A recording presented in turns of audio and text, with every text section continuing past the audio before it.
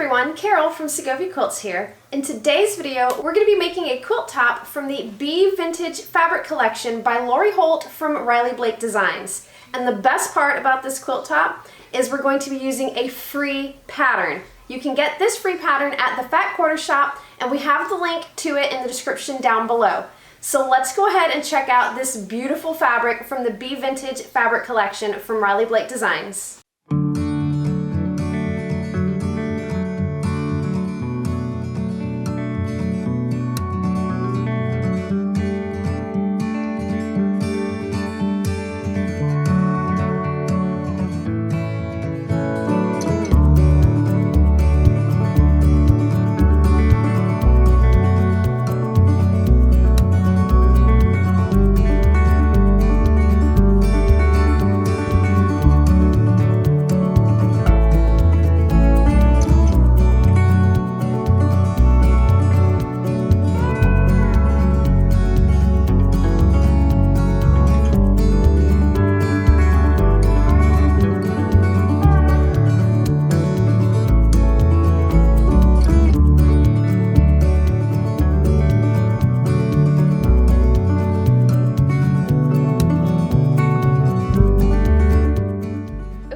This is the pattern that we're going to be using today for our project. So now this is a free pattern and you can get it from the Fat Quarter Shop. You just go, it's a PDF, you just download it and then you've got it. You can either print it out like I did or you can save it to your computer. So this is the pattern that we are using today. So now this pattern is layer cake friendly. So you look over here under the fabric requirements, you can do one layer cake, or like we're doing, I have yardage, so I'm going to be cutting out 36 10-inch squares, and then that's going to be these larger squares here in the pattern. And then you'll also need one charm pack, or again, we're cutting yardage, so we're going to need 36 5-inch squares, and that's going to do these little diamonds right here in the centers. And then you also need a 1/2 yard of fabric for your binding. For our binding, I'm not going to be doing a solid color. I'm going to be using one of our fabrics from the Bee Vintage collection. So I'll need to cut those out, and then you'll also need 3 3/4 yards for your backing fabric. So again, I have just solid white. I'm going to be using the Riley White. It's one of the confetti cottons, so it's just stark white. It's beautiful fabric. So because we're not using a layer cake or the charm pack, we're going to go ahead and start off by cutting out all of our fabrics. So let's go ahead and do that. So I am also going to be using my 10-inch ruler. So now I did get this ruler from the Missouri Star Quilt Company. You don't have to use this brand, obviously. You don't even have to use a 10-inch ruler. You could just use a regular lengthy ruler. So now this ruler here, this is my 6-inch by 24-inch ruler. This is what I normally use for most of my cutting. You can use one of these. You can really use whatever ruler you have on hand, but because I have this 10-inch ruler, I will be using this today. Okay, so I'm just going to start laying out my fabric so that I can just do my cuts, but because I am using yardage instead of just a layer cake, I'm going to go ahead and stack up a couple of my fabrics on top of each other, and I'll turn them over so you can see the beauty that is this fabric while I'm cutting it. So I'm just going to line up, like I said, a couple of them, and I'm going to line them up. Let's remove my ruler. I'm going to line them up on my mat. Now, I'm lucky enough to have a mat that is big enough.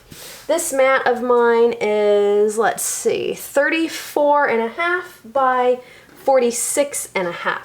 So I have a pretty good size mat, and these cuts aren't square. So what I'm going to do is I'm going to try and get it set up on some lines here. I think I'm going to pay more attention to the selvage line over here, and then we'll be good to go. So I've got that.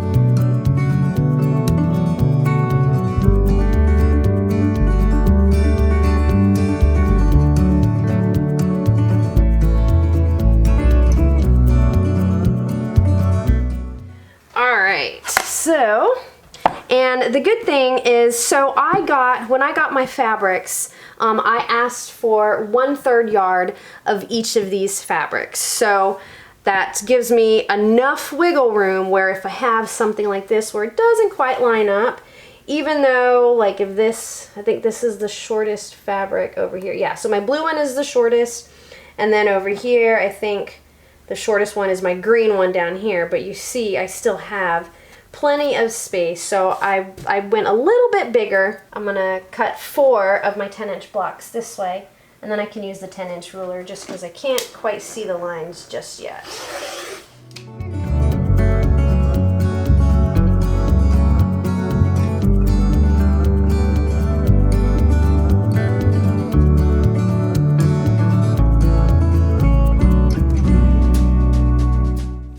Alright, so I've got my 4 10-inch cuts here, so now I can use my 10-inch ruler and then I can cut up the edges. So I'm going to go ahead.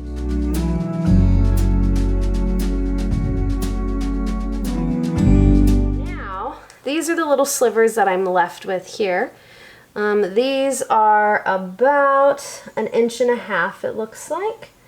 Yep, I think they're all, well, this one's a little short, but this one's at least 1 inch. So now if you like doing like tiny scrap quilts, or even where if you start off with like a 1-inch square in the center and then you do a log cabin around it, these little slivers here would be perfect for that. So I'm definitely going to hang on to those. And we've got our first 4 blocks there. And now I'm going to keep cutting the rest of these.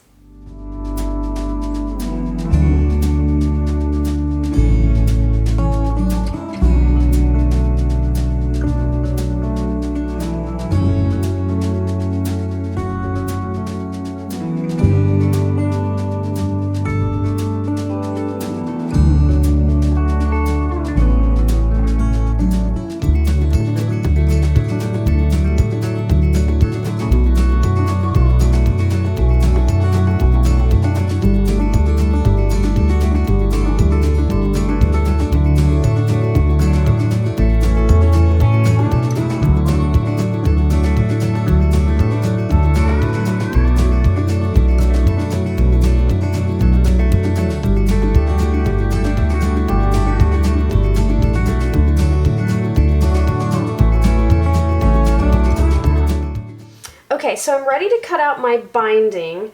Now the pattern says to cut out 7 2.5-inch strips by width of fabric for your binding. So I prefer my binding to be 2.25 inches instead of 2.5. So I'm going to go ahead and do 2.25. But if you want to do 2.5, you can go ahead and do your 2.5. There's nothing wrong with it, but that is so far the only thing I'm going to be changing from the pattern is I'm going to do 2.25.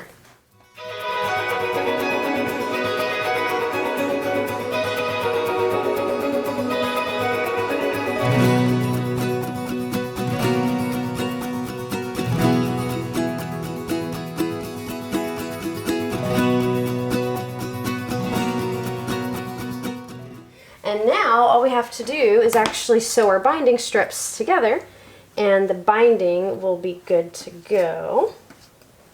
Alright, so we've got our binding cut, we've got our 10-inch squares cut. Now the only thing left for us to cut is going to be the white fabric, which I've got here. And again, I'm using the white to do my little diamonds here in the middle of the quilt. So again, if you were using a charm pack, you would need 1 charm pack, but we're not, we're doing yardage, so I need 36 5-inch squares. So I'm going to go ahead and iron my white fabric, and then I'm going to cut off what I need from the yardage, and then we'll start cutting our squares.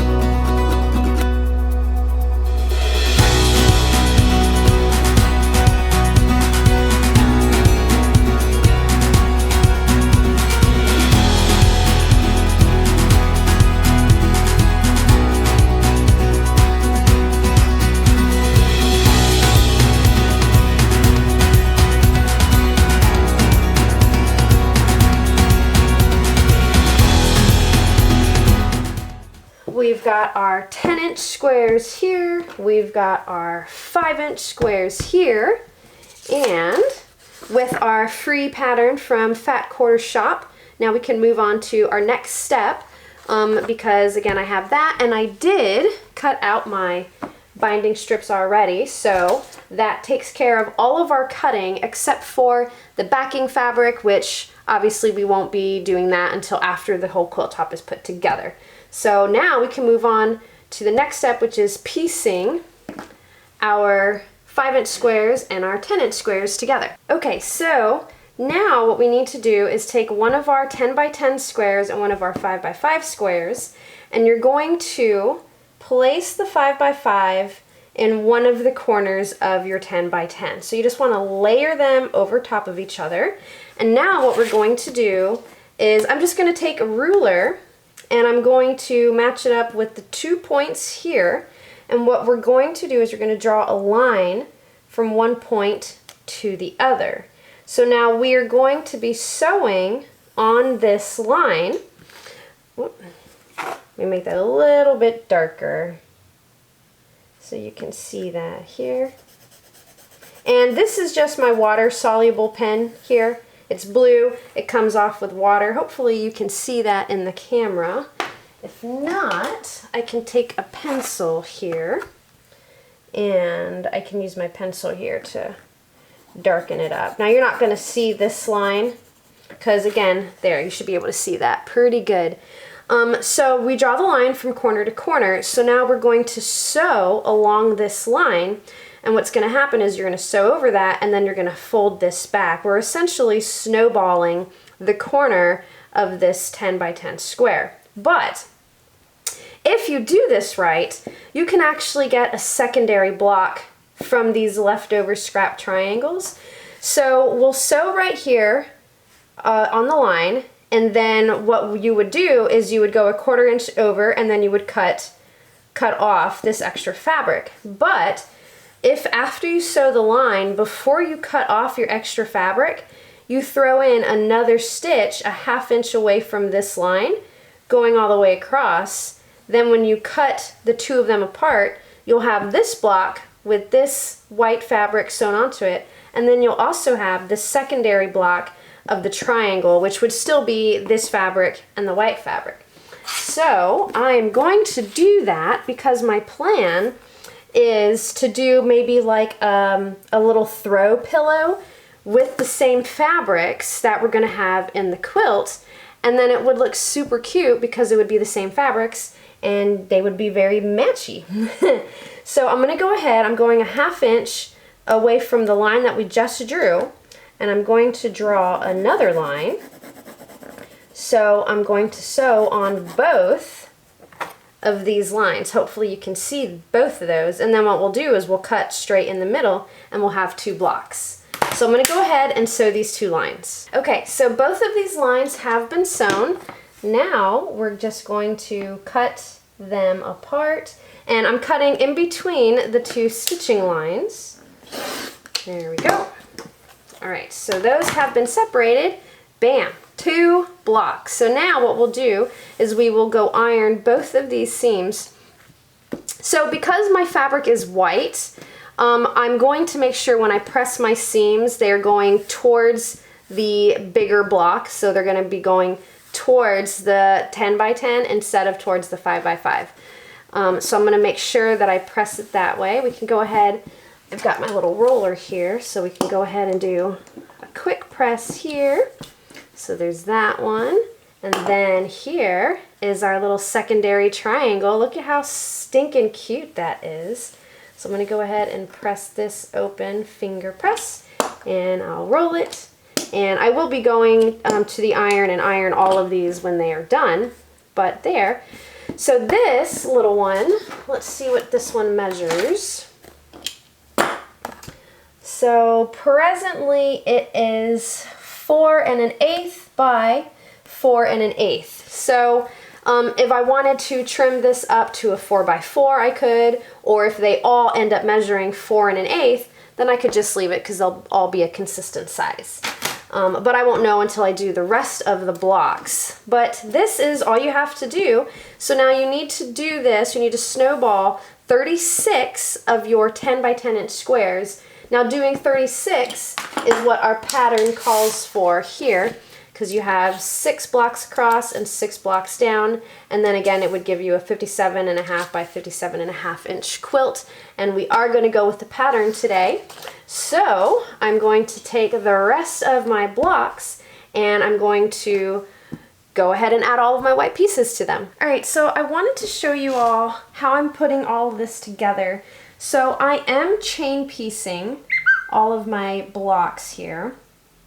And I've got a stack here on my leg. I don't know if you can see that or not, but I've got my white squares here on my leg, and I've got my 10-inch squares over here off to the side. So I'm just pulling out a new 10-inch square, and I line up my little 5-inch square here. And you can see I did both of my lines, and I'm starting on the one that goes from the point to the point. So I just go there. I am back stitching all of them, just because I like to make sure everything's nice and secure. Back stitch that. I'm snipping off the block that I did beforehand. I'm adding that to my stack. And then I'm spinning this around and going right into my second line here. Again, back stitching at the beginning. Back stitch at the end, and then I pull out another block. So I'm just going through both stacks, and I'm going to continue doing this until all of my blocks are sewn.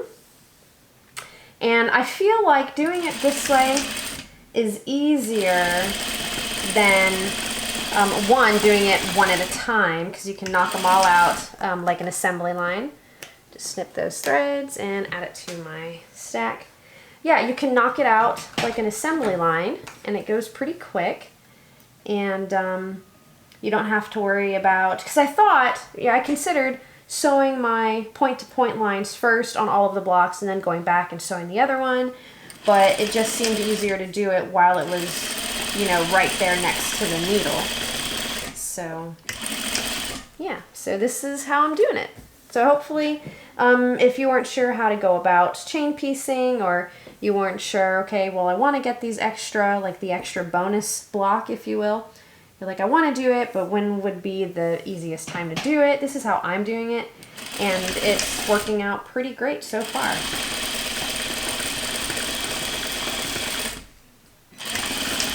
Alright, so I have all of my white 5 by 5 inch squares sewn onto the corners of all of my 10 by 10 inch squares.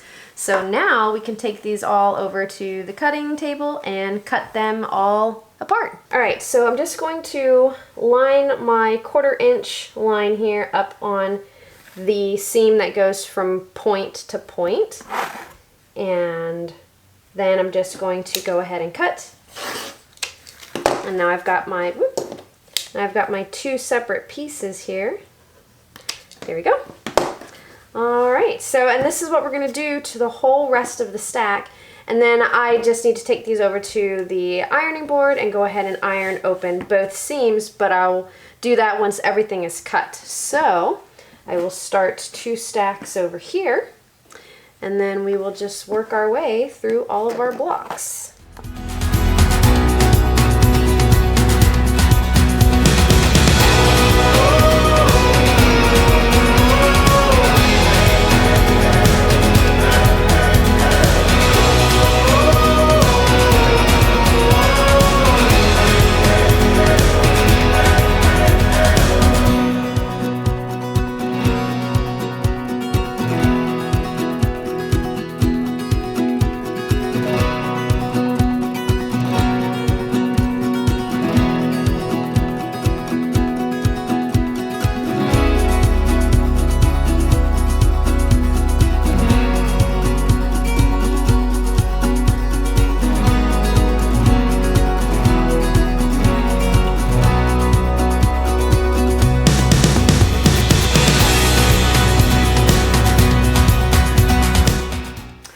So all of these are cut and separated, so now I can take all of them over to the iron and we're going to open up all of the seams. Again, I'm going to make sure to press all of my seams towards the 10 by 10 and not the 5 by 5, especially with it being white. You will see the seam through the white fabric, so I want to make sure all of my seams are going towards the patterned fabric. So I'm going to go do that. Alright, so I have ironed open the seams to all of our blocks, so now we can actually start making a couple of 4 patches. So now looking at the pattern, if you wanted to lay out all 36 of your squares like on your design wall or on the floor or wherever you kind of do your planning, you can go ahead and do that now. Or if you just wanted to get 4 blocks and do a 4 patch, put 4 patches together, you could go ahead and do that.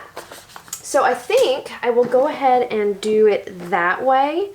So I'm just going to grab 4 of my blocks, and I'm just kind of filtering through and picking some that are pretty different colors, honestly. We'll get this one here, I think. So this is where you can kind of get really creative and put whichever blocks together that you want, and it's super easy. You just want your 5 by 5 inch square in the center. There. See, look at how cute that is. So then all you would do is now you would sew like these 2 blocks together, and then sew these 2 blocks together, and then you would sew all 4 of them together right here. And you would do that, let's see, 9 times. So you essentially have 9 4-patch blocks. And then once you get all of your 4s together, then you would sew these 8 together here, and then sew on this 4-patch to these 2, and do that for each of the rows, and then you would sew all 3 rows together. So I think I like these colors, so I think I'm going to go ahead and sew these together. I've got a couple of my red snappers. So now, because I pressed all of my seams to the larger blocks, my seams are not going to nest together here. So now if I wanted to, I could flip the corner of one of these so that I could get it to nest together. I don't personally want to do that, just because again you will see the white on the front of the quilt, and I don't necessarily like that. So I think I will just make sure I line up my 2 blocks really, really well before I sew it together, and fingers crossed it comes out looking good. Alright, so I'm going to go sew these 2 together. Alright, so I have these 2 blocks sewn together and these 2 blocks sewn together, and the corners or the points actually came out very, very nicely. So that worked out. So now we're just going to join these 2 together, and I didn't realize I did this. I did press the seams open already, but I didn't realize when I was pressing them that I was pressing them to the same side. So again, I'm gonna have to cross my fingers and really line everything up just right so that everything matches up, because now we've got these points here that need to match up, the center points, and then these points over here that need to match up. So I'm going to go sew straight across. Alright, so I have all 4 of my blocks sewn together here, and so far it looks beautiful. I think I'm gonna love how the finished quilt is gonna look. Alright, so now I just need to go make 4 patches out of the rest of these blocks and get them all sewn together. So once I get the rest of my 4 patches sewn together, we'll come back and then we will sew the 4 patches to each other. So I'm gonna get to sewing. Alright, so I have all of my 4 patches or my 4 patch blocks done. So now we're really coming down to the end of the quilting process, where I just need to join each 3 4-patch unit together. And then we can sew the rows or the columns together, whichever way you want to do it. So I think I'm going to start from the bottom. So I'm going to sew these 2 together, and then those, so that unit to these 2 units together. Alright, so these 3 blocks are sewn together, and I went ahead and I clipped these 2 blocks to the middle and then those 2 outside blocks to the middle blocks. So now I just have to sew these 4 seams. So let's go ahead and do that. All right, so my 2 side blocks are sewn to the middle for this row and this row.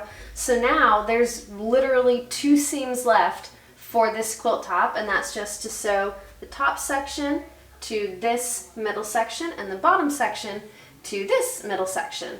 So I'm gonna go ahead and do that. All right, so here is our completed quilt top. I think it is super cute. Again, this is the B Vintage collection from Riley Blake Designs. This is my first time kind of working with what I would consider like vintage looking fabrics. I've never really been a fan of those kinds of prints, but I saw this collection and I immediately thought it was very cute and I really wanted to work with it.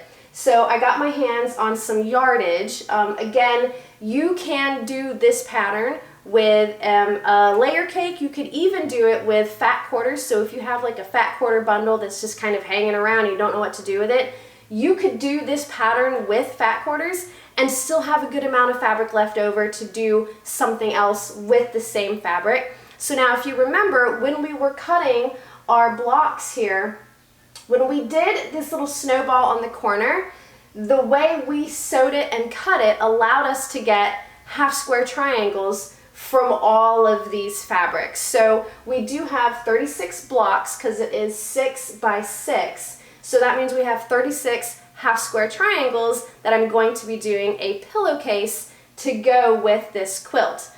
So we will be doing that in another video, but you'll be able to do something like that. You can do a pillowcase with the leftover half square triangles, and then with the additional fabric, who knows what else you could do. You could do 2 pillowcases. Really the options are limitless. So this is just the top. We have not quilted it yet, so we do still need to quilt it. For the back of this quilt, I am just using Riley White, which is just a stark snow white, plain white fabric. That's going to be on the back, and then for the binding, I do have this print right here that I'm going to be using for the binding. And because I was going to use this print for the binding, I tried to keep those prints in the inside of the quilt. This way they wouldn't meet up with the binding on the edges. So I was able to do that, so that worked out. So yeah, again, this is a super cute quilt. It came together very quickly. You could knock this out in a day, knock out the top, and probably knock out the pillowcase too with those half square triangles. So this is only 9 of the fabrics from the B Vintage collection. There are a couple more fabrics. These were the ones that I particularly found to be extremely cute, but the entire line is super cute, and if you are a fan of vintage fabrics, you'll love this entire collection. The reason I chose this particular pattern was because I really wanted to show off the fabric lines themselves. Each fabric has so much detail in it. When you're looking at it, of course you're thinking, that's a super cute fabric, but when you really look at the details for each pattern, Lori Holt really went above and beyond, I think, on this particular collection. I mean, all of their collections are beautiful, but I was really surprised at the amount of detail in some of these fabrics. So I wanted to show you all the details that I'm talking about. So we're going to look at this specific fabric right here. So look at the amount of detail in this pattern. So you have the white flower, but inside the white flower is a tiny little black dot for essentially the heart of the flower. You have these tiny little white specks on the edges of it, and then you have these tiny little orange circles with the black dots inside of it. I mean, this is a small print. So the amount of detail that went into this print, really, I was just kind of amazed. Again, I've never worked with vintage fabrics before, so I thought that this was really, really great on their attention to detail. All right, so here's another fabric that I wanted to show you all the details on. So again, this one is super cute. Now, I don't know what this shape is. I mean, I guess maybe diamonds without all the points, but inside each of these is a little oval with a little X in it, and then you've got some like this little green oval with the X in it without the diamond, without all the points. I just think the amount of detail, I mean, again, look at compared to my hand size, this is a super small print, but it has a lot of detail in it. And then right next to this print is this red print, this red and white one. Honestly, I think it's a tie between this red and white print and the blue print with the flowers as far as which one is my favorite. I think the red against the white background is just so beautiful. And then the amount of detail again in this print, I can't get over it. It's a beautiful fabric, and I think it looks great with all of the rest of the fabrics in the collection. Again, this is Be Vintage by Lori Holt for Riley Blake Designs. To keep things easy, there is a Fat Quarter bundle that you can get from the Fat Quarter shop with the entire Be Vintage fabric collection. Hopefully you liked today's tutorial using the Layers of Charm quilt pattern, which is a free quilt pattern from the Fat Quarter shop.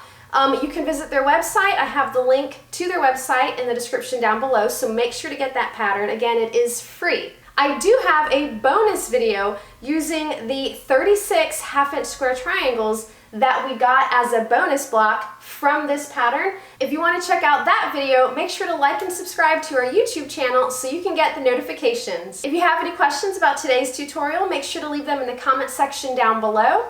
Thanks for watching, and until next time, I will see you guys later.